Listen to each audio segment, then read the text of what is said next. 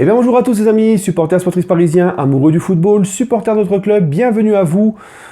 Ah les amis, aujourd'hui on se retrouve pour une petite vidéo sur les informations mercato autour du Paris Saint-Germain, les dernières infos dans la presse qu'on entend circuler depuis quelques jours maintenant. Je voulais en parler parce qu'il y a certaines choses que je voulais en parler, notamment la sortie de l'agent de Thiago Silva.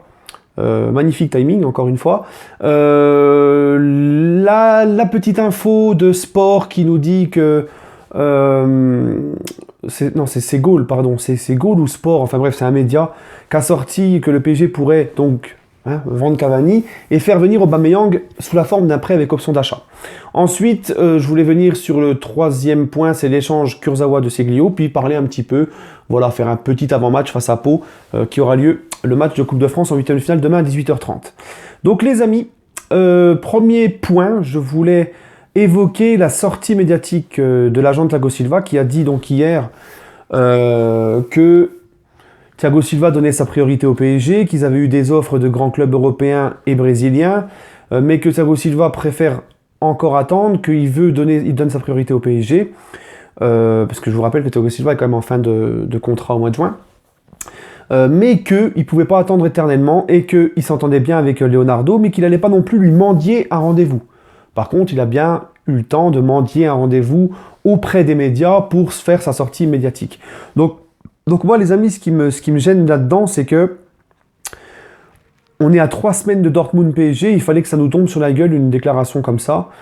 Leonardo a été suffisamment clair, il a dit on attend de voir ce qui se passera en Ligue des Champions, on a le temps, on attend, on verra après.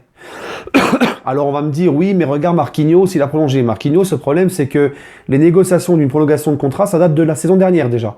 En fin de saison dernière, ça commençait déjà à discuter avec Marquinhos pour une éventuelle prolongation. Donc c'est quelque chose qui traîne depuis un certain temps. Là, le timing, à 3 semaines de Dortmund, je trouve ça un peu, j'aime pas. Voilà, j'aime pas ça. 6 mois de suite Thiago Silva, moi je vais lui dire à mon agent, je vais dire, écoute, c'est pas le moment. Moi, je veux des joueurs qui soient focalisés sur les objectifs du club, concentrés sur les huitièmes de finale de Ligue Champions qui arrivent et qui arrivent très vite. Donc l'agent, nous sortir ça maintenant, tais-toi, quoi. Voilà, ça me gonfle un petit peu. Et j'ai envie de te dire, bon, il est dans son rôle d'agent, c'est normal, il défend son beefsteak, mais Leonardo est aussi dans son rôle de patron, c'est lui qui décide.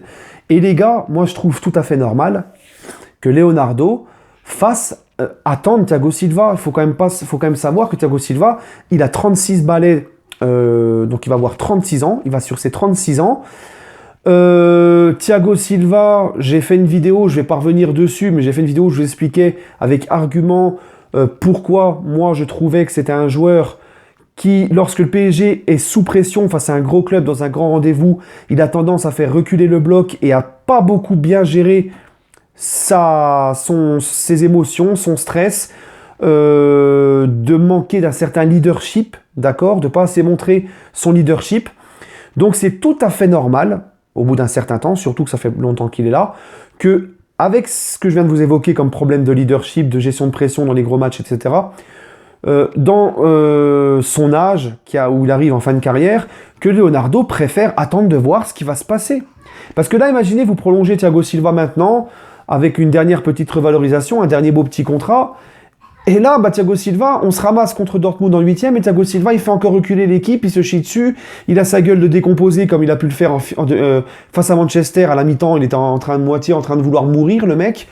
Au bout d'un moment, non, Leonardo a tout à fait raison d'attendre, même si Thiago Silva, par contre, c'est sûr, on ne remet pas en cause ses qualités de défenseur, son anticipation, son jeu à la relance, son placement, sa dureté sur l'homme, sur ça, il n'y a rien à dire, d'accord ? Donc c'est tout à fait normal. Après, un point positif, c'est quand même que Thiago Silva pouvait s'engager dès cet hiver gratuitement avec un autre club puisqu'il est libre au mois de juin, mais Thiago Silva préfère quand même donner priorité au PSG, donc ça déjà, c'est une très bonne nouvelle. Après, il faut dire ce qu'il y a, les gars. Il a eu la double nationalité, il a obtenu la nationalité française, il a un très bon salaire au Paris Saint-Germain, donc voilà. Bref, ceci étant dit, pour l'agent de... En plus, Leonardo a été clair, il a dit... On a le temps, on attend de voir ce qui va se passer dans la saison. Donc l'agent de Thiago Silva, voilà, il est bien gentil, tout mignon. Au pire des cas, t'appelles Leonardo, mais ta sortie médiatique devant tout le monde comme ça, donner à bouffer aux médias, ça 25 minutes. Déjà que les médias font tout pour déstabiliser le PSG pour Dortmund, c'est bon quoi. Ensuite, il y a la rumeur, donc Cavani sur le départ, très, très sûr, parce que même RMC te confirme que Cavani pousse pour un départ. Et moi, comme je vous l'ai toujours dit, si Cavani part, je suis sûr que Leonardo, il a un œuf sous la main. Hein, mais Leonardo, il bosse en sous-marin. Mais il y a cette rumeur Aubameyang. Alors moi, Aubameyang, les amis, je vous dis tout de suite, Aubameyang pour la rotation, prêté, ça serait un énorme coup. Ça serait un gros coup de la part de Leonardo. Mais j'y crois pas trop. En plus, il est polyvalent, Aubameyang. Il peut jouer sur les côtés, il peut jouer en neuf, il peut jouer sur les côtés. C'est un mec rapide, assez technique et rapide. C'est un mec qui s'entendrait super bien avec un Mbappé et un Neymar. Mais on va pas se mentir, la formation, les gars, c'est Aubameyang qui tient Arsenal à lui tout seul pratiquement. Ça serait quand même bizarre comme info que Arsenal accepte de laisser partir cet hiver Aubameyang au PSG, puis en plus en forme de prêt. Ça paraît très louche, donc je pense que c'est vraiment qu'une rumeur, je vois vraiment pas. En tout cas, si ça se fait, ça serait un coup de génie de Leonardo. Ensuite, les amis, il y a l'échange Kurzawa de Seglio. Donc apparemment, la Juventus, d'après les médias, d'après le Parisien et certains médias italiens, la Juventus aimerait avoir Kurzawa, mais un peu de liquidité aussi de la part du PSG. C'est normal, de Seglio vont un peu plus cher que Kurzawa sur le marché de transfert. La Juve défend son steak, c'est normal. Ils défendent leur intérêt, c'est tout à fait normal. Par contre, les amis, ce que j'aime pas, ce que j'accepte pas, et j'en profite pour en parler, vu qu'on parle de Seglio, c'est ces supporters parisiens qui se foutent déjà de sa gueule, lui crachent déjà dessus, l'enterrent. Déjà, le mec n'a même pas signé au PSG. Ils sont là à te dire, c'est quoi cette recrue de merde, c'est quoi ce joueur de merde, qu'est-ce qu'on va faire avec lui, machin. Moi, j'aime pas ça. Il est comme tout le monde, il a le droit à sa chance. Rappelez-vous, Bernat, il était le 3e latéral gauche au Bayern. Il était au placard, vous l'avez enterré. Vous lui avez craché dessus avant même qu'il signe. Quand il est arrivé, tout le monde se tête de sa gueule. Maintenant, tout le monde lui lèche les bottes. D'accord? De Seglio, c'est un mec qui était très bon à Milan. Moi, je le prends comme ça, son transfert. De Seglio est un mec qui était très bon à Milan. C'est un latéral droit qui n'est pas très offensif, mais qui est très bon. Enfin, très bon. Qui est bon défensivement. Mieux que Meunier, déjà, je peux vous l'assurer. Allegri, il a fait venir, parce qu'il était avec Allegri à Milan, Allegri l'a fait venir avec lui à la Juve, parce que c'était le bon soldat, c'était un des bons soldats sur qui Allegri pouvait compter, même si c'était pas un titulaire à la Juve. C'est un mec qui a 40 sélections en équipe nationale. J'ai des amis italiens qui me disent qu'il est très bon en sélection. Il a eu du mal à s'y faire à la Juve, c'est comme ça, il y a des joueurs, certains clubs, certains contextes, certains environnements, ça ne leur convient pas. Il n'a pas réussi à s'imposer à la Juve. Là, mentalement, c'est vrai qu'il est souvent blessé, mais ça peut être aussi mental. Le fait qu'il ne réussit pas à la Juve, ça peut jouer aussi sur ses blessures. Il n'est pas bien. C'est comme Kurzawa. C'était un très bon joueur à Monaco. Il arrive à Paris, il se casse la gueule parce que l'environnement parisien, ses potes d'enfance du quartier en région parisienne qui l'entourent mal, les chichas, les boîtes de nuit, les compagnies, les ceci, les cela. Peut-être que Kurzawa retrouvera un gros niveau à la Juventus, retrouvera son niveau de Monaco, c'est possible. Et c'est pareil pour De Seglio. Peut-être qu'il arrivera au Paris Saint-Germain à retrouver un très bon niveau. Et De Seglio, ça peut te dépanner. Hein, pour Dortmund, on sait que Dortmund, par exemple, il faut miser défensivement, pas trop, enfin, faut avoir des latéraux très bons défensivement sur les contre-attaques de Dortmund très rapides. De Seglio à droite, je le préférerais à la base de Meunier dans ce genre de match, par exemple. D'accord?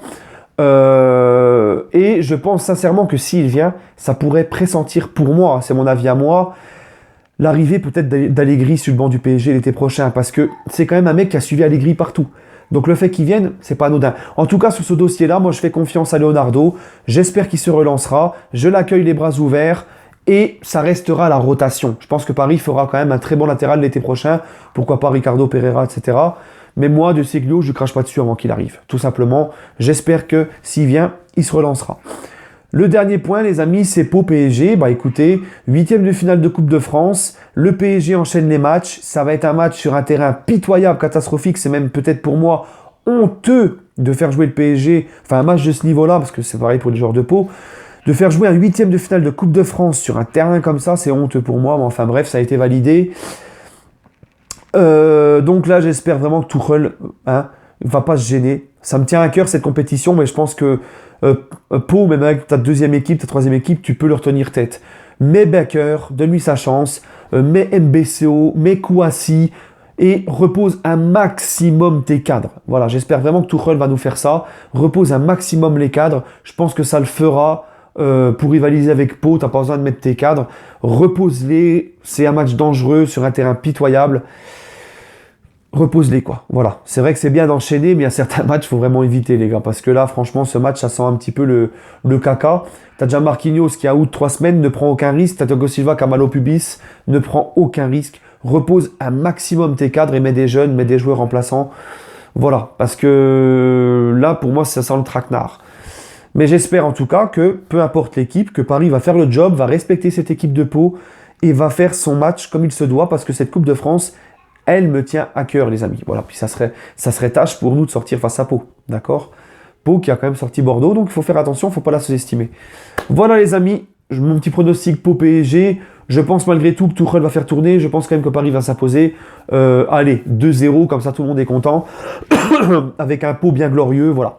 Sur ce, les amis, j'espère que cette vidéo vous a plu. Prenez soin de vous et allez Paris.